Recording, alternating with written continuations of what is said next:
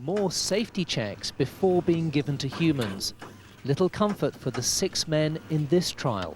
The fact that this was such a cutting-edge drug meant that our clients should have been taken absolutely through all the detail of that before giving their consent. The fact was that they never were. And I think if any of them were told quite how novel it was, they would never have gone to taken these tests. Experts in immunology and toxicology are examining in detail the mechanism of the drug, with the hope of ensuring the safety of future trials. And we can talk to Fergus now.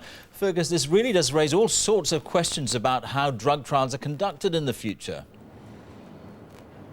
George, it has profound implications for clinical trials, not just here in the UK, but all over the world. And that's why an international team of experts has been brought in now to examine what really did go wrong with this novel compound called a monoclonal antibody. Now, there are lots of those already being used in medicine today, and they are very useful at targeting things like cancer. But the problem is that we simply don't know what, in this case, went wrong. The men had 1/500th of the dose that was given to monkeys and caused no reaction to the non-human primates. But in this case, their immune systems went into overdrive. One suggestion tonight from the Academy of Medical Sciences that in future such drugs should be tested on 1 person and not, as in this case, on 6.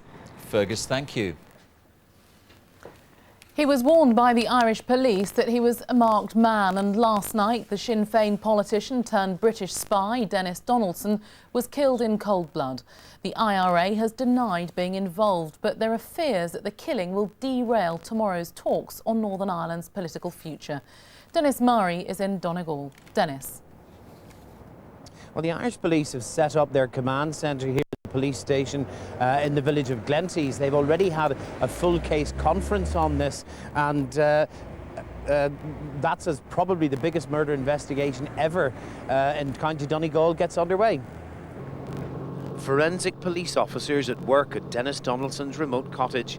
He'd said he'd wanted to live in peace, but his bolt hole proved to be no refuge from the gunmen. Police say Dennis Donaldson's cottage was broken into and that he'd been killed with a shotgun.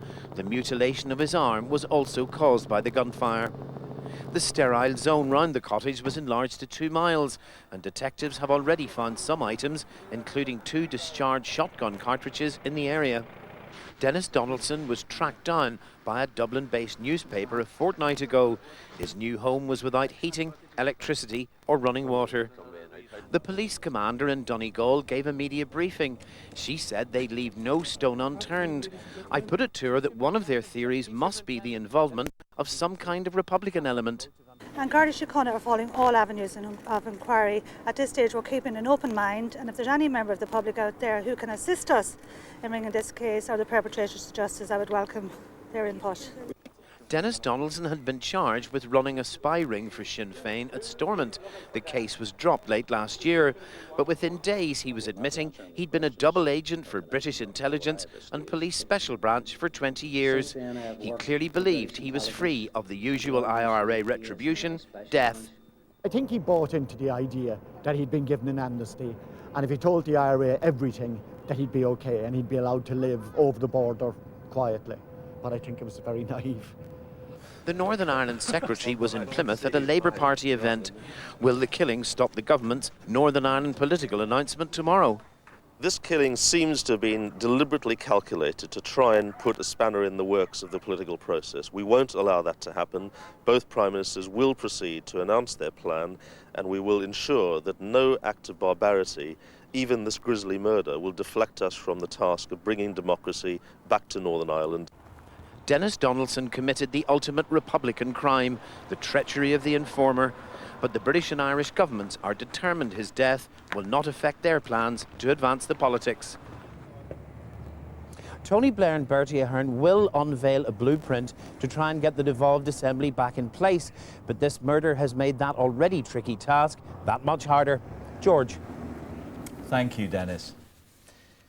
And scientists say it will halve the number of babies born with birth defects like spina bifida.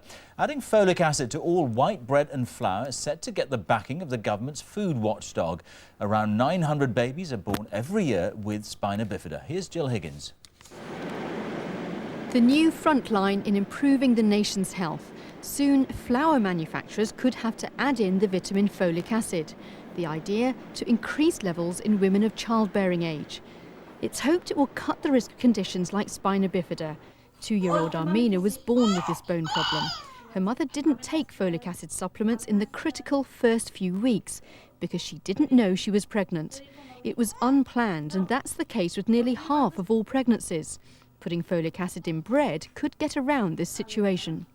This new idea that has come up about the bread is brilliant because not a lot of people do plan their pregnancies. So I would, yes, advise everybody to take folic acid well in advance if they could. So how much of a difference would it make if the vitamin folic acid was added to flour? Well, spina bifida affects about 900 pregnancies in the UK each year.